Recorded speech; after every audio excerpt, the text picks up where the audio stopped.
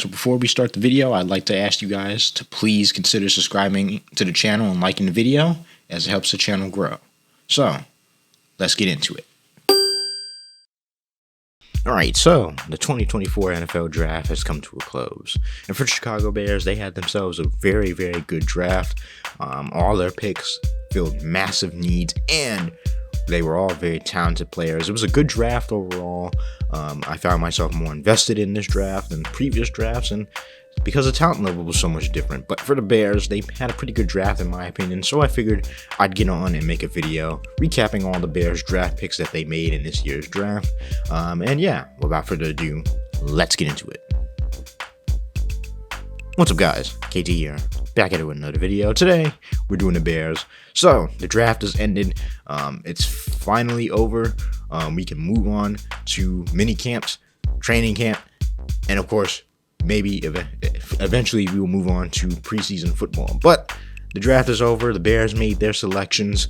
They only had 5 true picks in this year's draft, but I'm going to break down a couple more picks that might have happened via trade and everything else. So let's get started with the video. I'm not going to hold you guys for too much longer. We're going to get straight into it. And with the first pick of the 2024 NFL Draft, the Chicago Bears selected Caleb Williams. This is no surprise to anybody whatsoever, especially after they traded Justin Fields last month. Justin Fields was traded to the Pittsburgh Steelers, and we knew that the Bears had made the decision on Caleb Williams. He was the consensus #1 overall pick. And there was no doubt about that. If we knew if they were going to trade Justin Fields, they were going to get Caleb Williams. We knew once they got the #1 overall pick, they were going to take Caleb Williams, the 6'1" quarterback from USC, full of accolades. I'm not going to take up your time by talking about Caleb Williams because we already done this before. But just to list all his accomplishments: he was a Heisman Trophy winner in 2022, a Maxwell Award winner in 2022, a Walter Camp Award winner in 2022, AP College Football Player of the Year in 2022, Sporting News College Football Player of the Year in 2022, unanimous All-American, Pac-12 Offensive Player of the Year in 2022, and first team All-Pac-12 in 2022. He was also second team All-Big 12 in 2021. Caleb Williams is the new franchise quarterback for the Chicago Bears. They are committed to him. He's a great personality. After all the picks that the Bears made, he texted all of his teammates, undrafted or not, drafted, not drafted, 3rd round, 4th round, it didn't matter to him. He texted all his teammates that they seem to be gravitating towards him more. And, not even just because of the personality, his play will speak for itself. He's a very good player. I've watched him since Oklahoma. He is going to be a very good player as long as the Bears build around him, as long as they build a structure and system built around him. And I think they took steps in the draft to do that. But overall, Caleb Williams was the generational prospect in this year's draft, is going to the Chicago Bears, and maybe, just maybe, we can get that 4,000-yard passer that we've all been waiting for. Maybe Caleb Williams eclipses that, but we'll see. He set high expectations for himself, for this team, and you can't help but love the guy. He's a much more eccentric personality, especially on social media, very active. So I'm excited to see Caleb Williams play next year. So I'm gonna give this pick an A+. As we all knew they were going there, but for them to get a pick, for them to get Caleb Williams with the pick that's not even truly theirs, to have the #1 overall pick in back-to-back years, to have this guy sitting there for you for the taking, and you knew that it was going to be, it doesn't even have to be your own pick to be able to take him. That feels good. So this pick is going to get an A+ for me. I'm not going to go too much longer on Caleb Williams, as I have a video up about Caleb Williams on my channel. So the very next pick that the Bears made in the first round, mind you, the Bears had a great draft, especially a great round 1, because they had 2 top 10 picks, and they got another steal in the first round. And with pick number 9, the Chicago Bears selected Rome Odunn. Right off the bat, I can tell you that I was very excited for this pick when it was announced. When I saw that he was falling to the Bears, that was the no-brainer pick that I thought the Bears should have did. They pulled the trigger on him, and mind you, Ryan Poles had to be how could I say it? He had to be held back. Chef Poles had to be held back by assistant GM Ian Cunningham from trading up and going to get Rome Odunn because they had a feeling that he might not fall to them. It was a 50-50 split on whether he would fall to them, but man, for him to fall to you at number 9, a true X receiver like this, a guy who's physical, a guy who has great route running, a 48% contested catch rate in college, which led the FBS. This dude is a monster. He was one of the top 3 wide receivers, and somehow he was able to fall to us. Thank you, Atlanta Falcons, for selecting Michael Penix Jr., which made no sense. Thank you, the Chargers, the Los Angeles Chargers, for taking Joe Alt, because if the Chargers would have took Malik Neighbors, then the Giants would have took Rome Odunn. And, you know, Rome Odunn is the 3rd best receiving prospect in this draft. While he doesn't have as high as a floor as some of the guys like Marvin Harrison Jr. and Malik Neighbors, he definitely has a very, very high ceiling. And for them to get him at pick number 9, for him to actually fall to them at pick number 9, that's going to make this team so much better. So the Bears finally completed their wide receiver trio. This dude was a consensus All-American in 2023 and a 2-time first team All Pac-12 in both 2022 and 2023. Rome Odunn is one of my favorite prospects coming out of this draft. This was one of my favorite picks for the entire night on day 1 of the draft. For him to fall to you, now you can finally complete that wide receiver trio. Just to think, we went in on draft night with both Keenan Allen and DJ Moore on our roster. Now you add Rome Odunn with Caleb Williams, with DeAndre Swift, with Cole Kmet, with Gerald Everett, and then you have guys playing at their natural positions.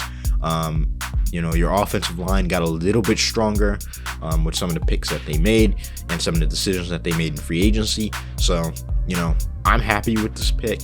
Rome Odunn was my dream pick coming into this draft. I did not think he was going to be falling to them, as a week prior to the draft, you know, there was a lot of rumors that, you know, the Cardinals, the Chargers, and the Giants were all going to go wide receiver.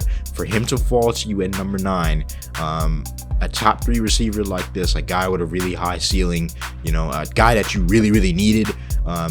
We knew that Malik Neighbors was talented, but I don't think the Bears would have took him at 9, as he's not the receiver that they really needed. They needed somebody with that size, you know, the guy that can play outside of Keenan Allen and DJ Moore. You know, a guy who's going to go up and be able to catch those contested jump balls. And they got the perfect guy for the job, a guy who can stretch the field, a guy who has great route running. I love the Rome Odunn pick. I liked Rome Odunn in college at Washington, and I'm excited. This guy is a straight up baller. I'm excited to see what he does. Now you complete that wide receiver trio and you add support for your quarterback. That is a great pick. I'm going to give it an A+. The Bears smashed it in the first round. And, you know, this is all you can ask for if you're a Bears fan. You know, you get the two of the most talented players in the draft. If not, you got the best, you know, quarterback in the draft, and now you get one of the best receivers in the first round. That's crazy value right there. And that all happened because of one trade with the Carolina Panthers. This would not have happened without the Carolina Panthers, and this would not have happened without Lovie Smith as well. As had we not got that number 1 overall pick the year prior, we would have not have traded the pick to the Carolina Panthers. So thank you, Lovie Smith, and thank you to the Carolina Panthers. Now, the Bears did not have a round 2 pick, but for video's sake, and most people do this as well, I'm just going to put the pick in like they still had it. They traded that pick for Montez Sweat. So really, the Bears in round 2 at pick 40 picked Montez Sweat in the 2024 NFL draft. That trade definitely worked out for the Bears last year. He came here and he led the team in sacks. Mind you, he came from a team where he was already leading in sacks. He got, 5-6 more sacks coming to this team in limited action. And he led both teams in sacks for the rest of the year. He's still only 27 years old, long arms, great pass rusher, is able to set the edge. He completely flipped the tone of that defense the second half of the season. Because of his contributions, the defense got a lot better. You know, I wish we still had a more established edge going next to him. But once he got on that defensive line, he made everybody else better. Gavon Dexter got better. Andrew Billings got better. DeMarcus Walker got better. And had Yannick Ngakoue not got hurt, he was finally starting to find his way. And the Bears, they did draft an edge in this year's draft, so maybe they can recreate some of that, going into this season. But overall, it wasn't really a pick that they had, but I figured I'd include it since it is a pick that they traded away, so that does count for the Bears' entire 2024 NFL draft. I like the trade. It's paid off big time. Montez Sweat is still in his prime. They'll have him for a few more years. I like this trade. I'm going to give it an A+. Just for the pick value that they had, it's an A+. So, yeah. In the third round, the Bears had one pick. They picked pick 75, and they picked Keenan Allen, offensive tackle from Yale. Right off the bat, I figured this was a Braxton Jones, a push to Braxton Jones at that position. This guy is extremely versatile. He can play at guard. He can play at tackle. I think he can play both tackles, but he's more traditionally a left tackle. This is a pick that's going to push Braxton Jones to get better, as there's still some unproven things with Braxton Jones. Braxton gets a lot of unnecessary hate for some reason. He's one of the highest graded left tackles in the league on a weekly basis. He doesn't give up a lot of pressures, in my opinion. Some of the penalties and some of the things he needs to improve on is still handling that bull rush, although I thought he made strides. He does need to get a little bit stronger with his anchor point. Some of the ill-timed penalties kind of cost the Bears last season, but Braxton Jones is a very good tackle. He's outlived expectations, being a 5th-round pick. And he's come in and he's doing what he's supposed to do, but there's still some unproven things. Can he be that franchise left tackle that the Bears are looking for? You got a guy on the right side, which is Darnell Wright, who's looking like a very, very solid pick at that tackle position. He's going to be able to protect Caleb Williams on that right side. Can Braxton do the same on that left side consistently, as consistency is something Braxton seems to struggle with Keenan Allen. He did not play much last year due to an injury, but he is very decorated. He's a first-team FCS All-American and first-team All-Ivy.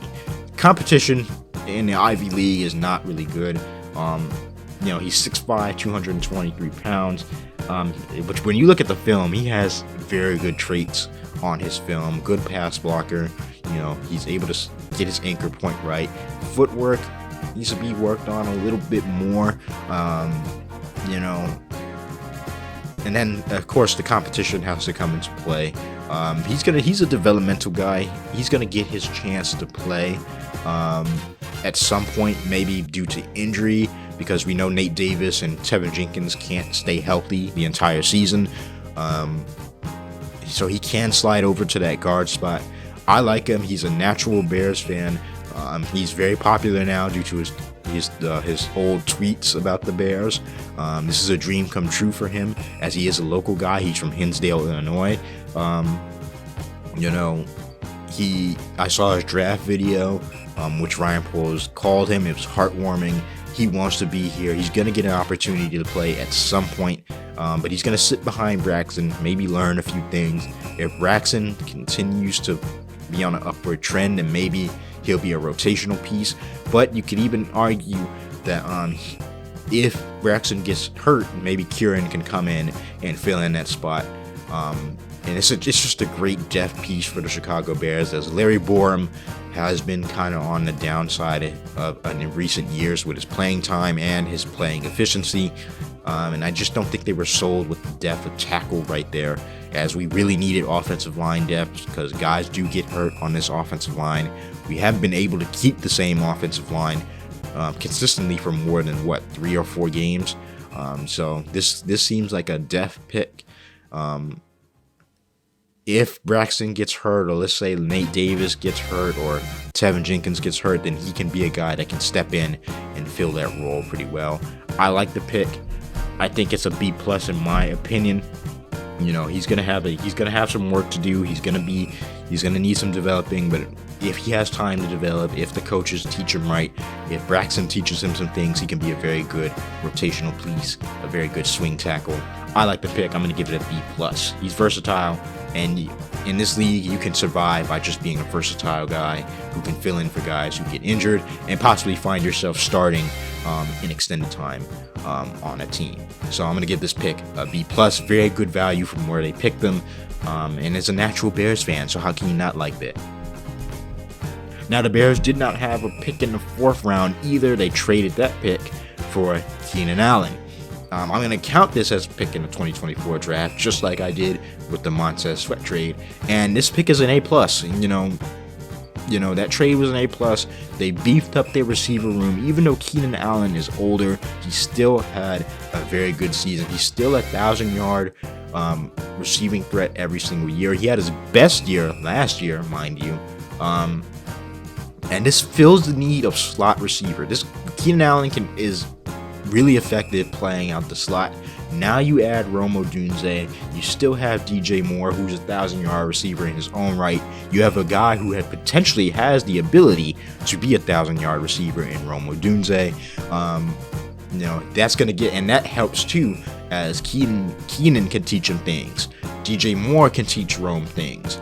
But this is getting support for your quarterback. We know Justin Fields, when he was drafted, he did not have the support system around him to be able to prove his talents. That kind of bit the Bears in the backside a little bit towards the end of his tenure here, as they made a mistake when they drafted him and they put nothing around him except for 1 year. They're not going to make that same mistake with Caleb Williams. They went out and got him DJ Moore. DJ Moore's still on the team. They went out and got Keenan, who, with that pick, for a round 4 pick, even though he's older, that's a very good value. And this is Keenan's, Keenan probably won't have to do too much. He won't have the load on his body anymore, since he's not going to be the primary option anymore, but he's still going to be a guy that's going to get open in the slot, who's going to add to that receiving core, a guy who's going to be underneath a lot, is going to be that safety blanket for Caleb Williams. And you add that to DJ Moore, Odunn, and Cole Kmet, Gerald Everett, and DeAndre Swift. Add that with Tyler Scott coming off the bench with his speed, and you got a nice combination there with the receiving core. I like this trade. It's an A+ for me. You always get very good players at that spot. Keenan still has a few years left. The only thing I would say about this pick or this trade is that Keenan is older, and I don't know if they're going to extend him.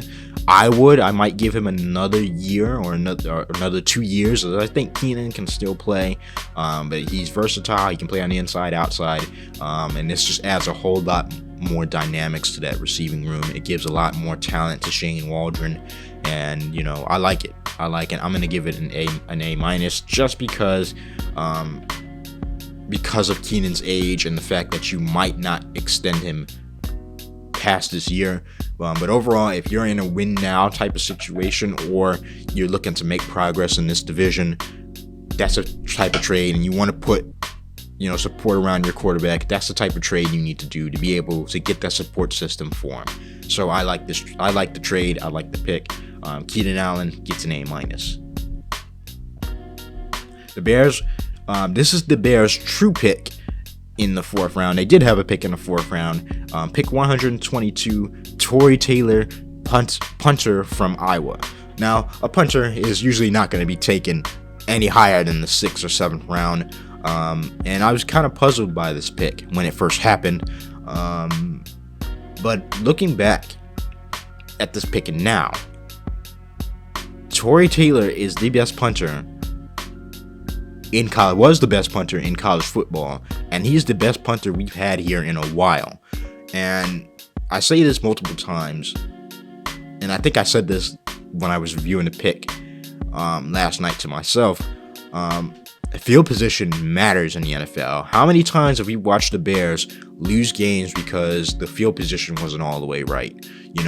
They have to punt, and Trenton Gill, who's one of the best teammates that was on that team, the guys love him, but his leg, man, he was shanking a lot of punts, and other teams, opposing teams, would end up in the Bears territory with a chance to get a go-ahead field goal or a go-ahead touchdown. And good field position, bad and good field position plays a role in the NFL. And with Tory Taylor coming to the Bears, a big leg, punted for almost 4,000 yards. Let me read you some of the accolades that this guy had in college. Oh, by the way, he was Iowa's best offensive player last year. How about that? Iowa won games because of his field position, because of the way he punted the ball, and because Iowa couldn't score last year. But because Tory Taylor could pin teams deep, Iowa won games that way. Somehow won games that way. This guy was a Ray Guy Award winner in 2023, a unanimous All-American in 2023, a two-time Edelman Fields Punter of the Year in 2020 and 2023, two-time first-team All-Big Ten, third-team All-Big Ten in 2022. He was All-Big Ten. He was first team in 2020 and 2023, most punting yards in the season with 4,479 yards in 2023, and the highest career punting yards with 46.3. This guy was a star punter in college, and while a punter isn't the sexy pick in the 4th round, they could have went edge, they could have went DT. They needed a punter. They needed a punter bad. They need somebody to flip that field position on his head and back teams up to where they won't drive 30 yards to get a field goal or a go-ahead touchdown, just to make it a little bit harder on teams to drive and force them to drive the length of the field. The Bears did not have that last year. And with Taylor, they already got names for this dude. He's an Aussie as well. I mean, a lot of good punters come from Australia. So, I like the pick. I do think, it's weird to take a punter in the 4th round. But if this dude is as good as they say he is, and he was that dude in college as a punter, the Bears got another steal. They arguably got the best talent at the respective positions. They got Caleb Williams. They got Rome Odunn. And now they got Tory Taylor. That's 3 of the best positions in that draft for their picks. They got the best quarterback, they got one of the best receivers, and they got the best punter, and they got a really good tackle in the 3rd round.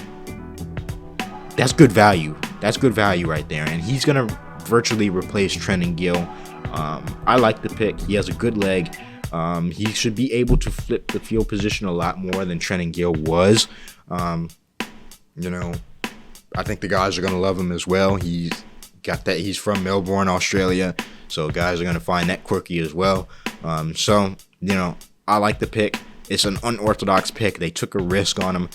He's the best punter in the draft. Clearly, if he got drafted that high, punting for 4,000 yards in a season is a lot, but considering how bad Iowa's offense was last year, it's kind of unsurprising. Caleb Williams did give him a nice little funny text. He told him that he probably won't be punting that much this season. That's a heck of a thing to say to your teammate, and that's just one of the quirks of Caleb Williams. He has full confidence that this offense is going to be high-powered and going up and down the field. But even when they do need to punt, which they will have to punt at some point, it's nice to know that you have a guy back there who can flip field position on his head and just make it a little bit tougher for the opposing team. I like the pick. I'm going to give this a B+. So the Bears did have a 5th round pick, a natural pick, but they had 2. But they traded one of those picks for Ryan Bates. Now, this might be one of the picks, one of the trades that I'm not a very big fan of. Ryan Bates, they've had their eye on Ryan Bates for a while, going back to when he was a free agent, a restricted free agent, but Buffalo ended up signing him again. Now he comes back around and is back and is going to the Bears this time. And while I'm not the biggest fan of giving up a 5th round pick for Ryan Bates, the next pick kind of offsets that. Now, Ryan Bates is going to add another center to the roster. I do think they still have Colton Shelton, who they signed in the offseason. When you look at it that way, they have 2 guys that can play center. Ryan Bates took all his snaps under center last season. And he's an average center at best, but he's a lot more how can I say, grizzled at that position than Lucas Patrick was. He can snap the ball accurately. He won't stay injured. He won't miss blocks like that.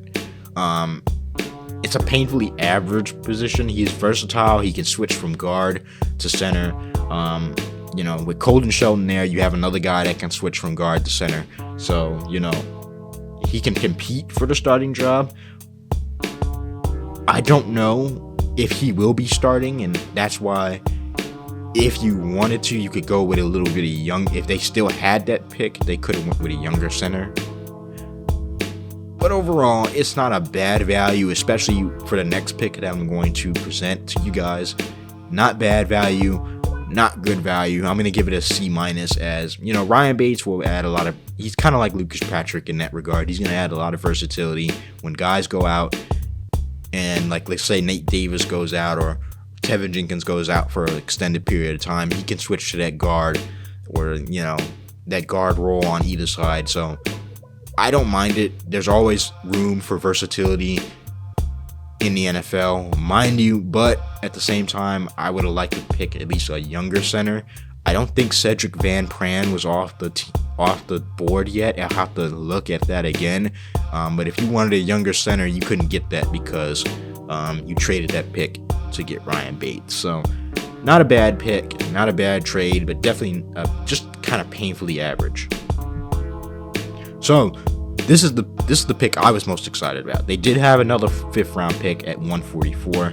They picked edge Austin Booker from Kansas, a defensive end from Kansas. This dude might be the steal of the draft, in my opinion. Austin Booker fills a very big need.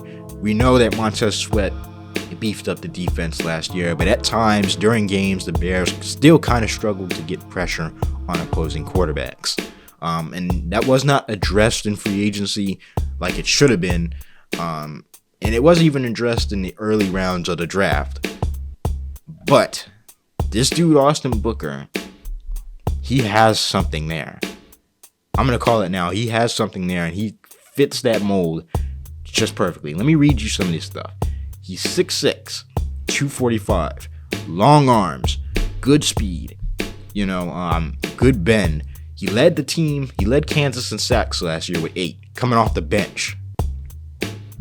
This dude was drafted by the same guy who drafted Max Crosby, who, by the way, Austin Booker, his draft comp was Max Crosby.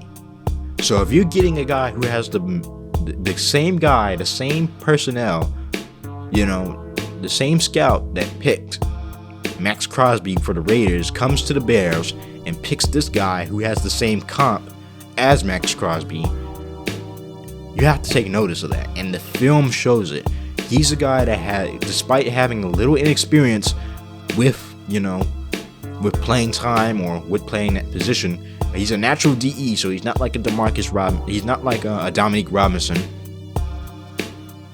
With that lack of experience, though, he has an abundance of pass rush moves. He has the long arms, and he can set the edge in the run game. This is a guy who could develop to be a long-term NFL starter. This is a guy who can be a monster on the other side with the right development and the right coaching. He can be a monster on the other side with Montez Sweat. This feels like a Montez Sweat type player. This feels like a Montez Sweat type pick. This feels like an Eberflus type pick. Who he likes edges that like to set the edge and who can control the run game. And he also likes guys who are bigger, who have long arms, who has a little bit of bend with a blend of speed and power in his pass rush game. A little bit of an average RAS score in the 7s, but that's still pretty high for a guy at his size and what he was picked at. Again, leading Kansas in sacks. He was a Defensive 12 Newcomer of the Year in 2023, and he was the first team All Big 12 in 2023. And he had late 3rd round,